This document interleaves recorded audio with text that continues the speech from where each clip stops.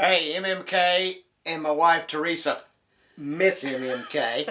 We're here today with y'all, and today we're going to start out with a few questions that's come in about us. The first one, Teresa, is when did you find out that I was kin to Elvis Presley? Like, that really makes a difference.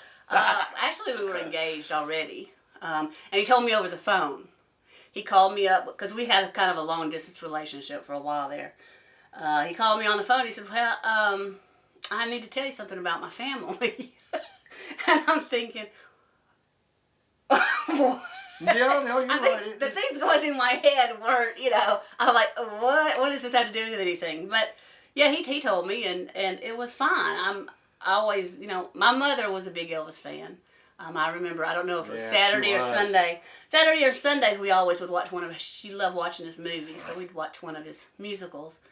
But, it didn't change how I felt about him. And I met his parents that Christmas right after that, and, the family, and we all got along, and it was great. But I just treat y'all like regular people, because that's what y'all are. Yes, and that's the thing that I've always said, but I understand where a lot of it comes from, but, Elvis was Elvis Presley. He was the man, and not me or my family or anybody else out there like that. Well, I'm glad it happened that way, because that way I love you for you. That's what you tell me. That's what you tell me. I think it was really I'm trying to decide, it was either for my good looks or my money. But then I got to thinking, I've got neither one of them, so no. Okay, good deal. Well, and two, I just thought one would throw it in there, and we talk about Elvis because Elvis is a part of our life. We've sat and talked, which kind of hinted in with another question: do we ever talk about Elvis or think about Elvis? And sure we do. I think I've expressed that many times in the videos, and my family. There's. I think as Mom and Daddy put it, there's not a day goes by really that something doesn't come up or that we don't have a thought about Elvis or watch Elvis or listen to Elvis music. I know when we were dating, me and you played a lot of Elvis songs, and I don't think they've ever asked, but your favorite. Well, trying to get to you. Because we were long distance, and when I would drive to come see you, that was kind of, We would always play that for one another, or when we were together. So we do, and we always will. So I appreciate that. That was a great question. Teresa, the next one is, have me and you ever been to Graceland together? And the answer the answer to that is yes and no. We have been up to the gravesite, which was a few years ago when we went up, and it was funny as we were walking up.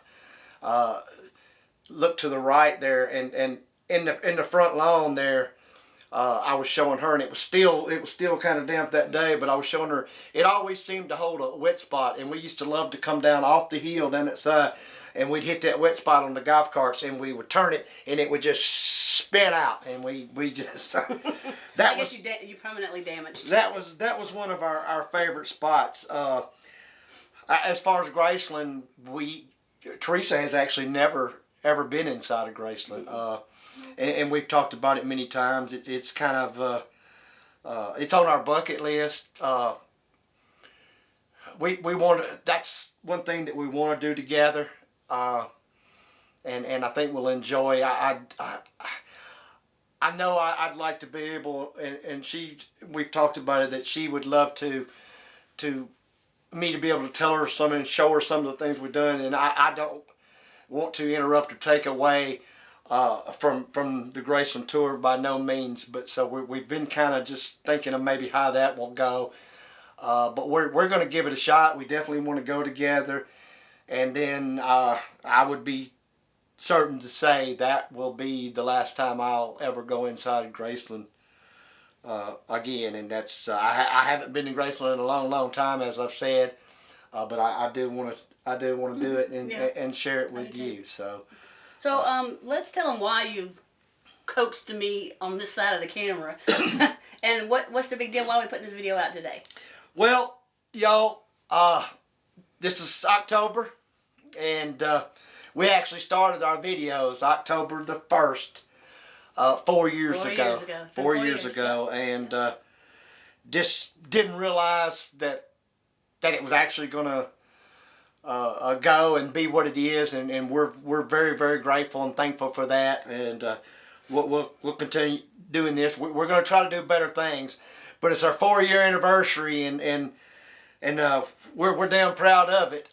We got some new things that I know y'all have noticed, and we're going to come up with more new ones. But Teresa, every other Wednesday, we're putting out. Go ahead. The relaxation videos. Right, the relaxation videos, and also if it ain't the relaxation video, we're gonna do most frequent asked questions to try to fill in and give you something on Wednesdays. We may even come and hit you with some stories on Wednesdays. Want to kind of beef it up a little bit for y'all, and that's what we're gonna. Well, the frequently asked questions, I'm gonna try to. We're using old footage. Okay, because some of these questions have been asked over and over again. I'm trying to find footage that the volume's better, because in the early years we weren't using a very good camera where it was a very good mic. So I'm going to try it, because I know, and it's frustrating to me too, that if you can't hear, what's the point if you can't hear? So I'm going to try to find clips that you can actually hear the audio better. And then the relaxation videos, I love those. I love to watch those. I mean, I remember I have a DVD at Christmas. Yeah. Every year at Christmas it would be a fireplace on the TV. Now I just go to YouTube and pick whatever. So I thought, well, I haven't seen any of the fountains or whatever at the birthplace. I said that would kind of be a cool thing for people who love Elvis or people who can't ever be there, to actually experience it. So right, and we're gonna try to bring you some of those and a lot of them with places around Tupelo and hopefully some other places and hopefully most all of it will tie in with Elvis. That's really what we'd love to do. But as far as y'all have been great. We appreciate each and every one of you. We thank y'all for standing behind us, for backing us, for subscribing to us. And if you hadn't, hey, subscribe, check us out. And you don't always have to be a Elvis fan. You'd be surprised. You may find out some things if you're interested in that kind of stuff. So, hey, check us out. With that, there's another thing that's been on my mind. I don't share a lot of my personal life, but this is also a 1-year anniversary for me, and I want to say out there. I guess let me start it off with we're all human. We've talked about even Elvis Presley and even being who and what he was and what he still is and what he'll forever be. He was human, and he had his problems, and we've all know that. But one thing, it still didn't make a difference because we're all here today. Look at this, and we all still loved Elvis. So I guess what I'm trying to say is, for years I had my own problems, my own demons, and I was pretty much, I guess you could say, an alcoholic. Even though I never wanted to admit it. As far as beer, now I would drink a little hard liquor here and there, but mostly beer. But and this is not a sermon for anybody, but I hope for any of those of you that's out there that sometimes have that feeling or that all night, you know what I'm talking about, of just setting up and can't sleep and your mind wanders and you go to that crutch and think, hey, it's a few beers and I'm not hurting anybody. I'm fine. That's not the case. And you not making excuses, like I said, and not trying to change anybody's mind on anything. Don't get me wrong. There's nothing wrong with having an occasional drink if that's what you like. But when it gets to where it can't be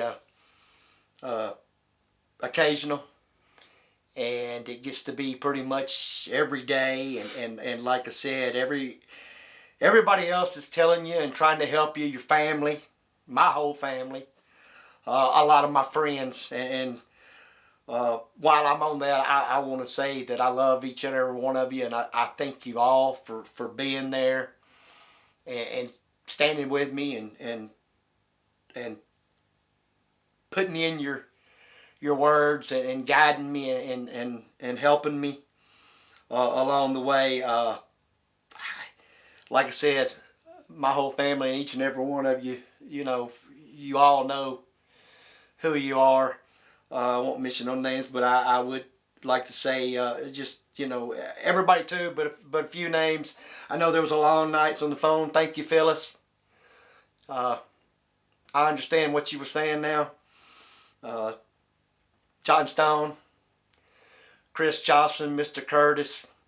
If I'm leaving anybody else, I apologize, because there were so many of you that stood there with me, that hung out with me, that talked to me. Of course, you, Teresa, Mom and Dad, my brother, my daughter, my nephew, my whole family. And it means a lot, and I see now, you don't, you're always in denial. You don't ever see it, as we talked about it. And if I can help one person out there, that's what I'm trying to do. Believe me, if I can do it, it can be done. And I feel so much better. I'm damn proud of it. And it's a whole new life for me. But I just want to say, if you don't think you can, you can. And sometimes if you listen and take it in deep, you understand that there's a problem and you want to fix it or you want to stop it.